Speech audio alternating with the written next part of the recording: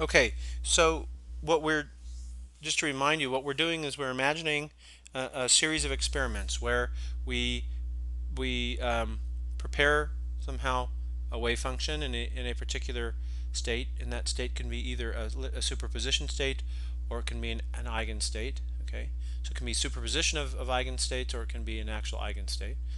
If it's an eigenstate, then when we make a measurement, the energy that we measure will essentially be guaranteed to be the eigenenergy. And so if we make a measurement and then we prepare the wave function and the eigenstate again, and we make another measurement and we repeat that over and over again, all our measurements will yield the eigenenergy.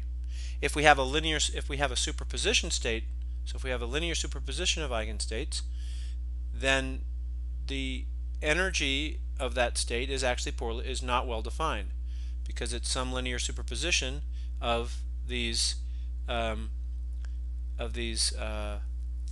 different states that have different eigenenergies. Okay, but we still have this requirement that when we make a single measurement on that system, even though the energy is poorly defined, when we make a single measurement, we have to get a particular well-defined number.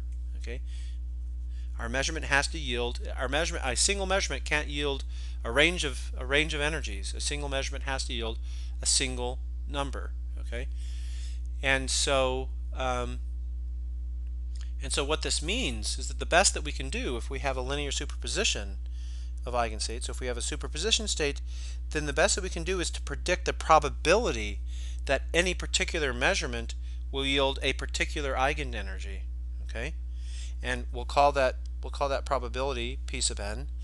And the other thing that we can do is that we can predict, or we can predict the expectation value. Okay, which is basically the average of the energy that we would measure. So if we made repeated measurements over and over again, where each time we make a measurement, before we make that measurement, we somehow have prepared the system to the best of our ability into the same state.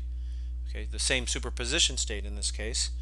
Okay, and if we make repeated measurements like that, so we prepare the state, we make a measurement of the energy. We prepare the state again, we make a measurement of the energy.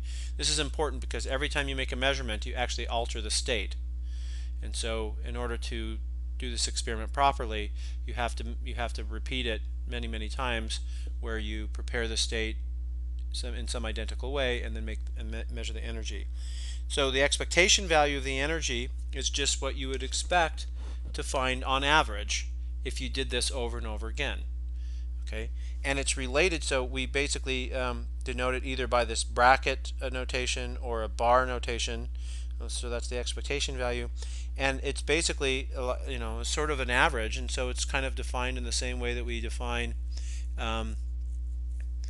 analogously to the way that we define an average of any quantity. It's the probability of finding it's the probability of finding that energy for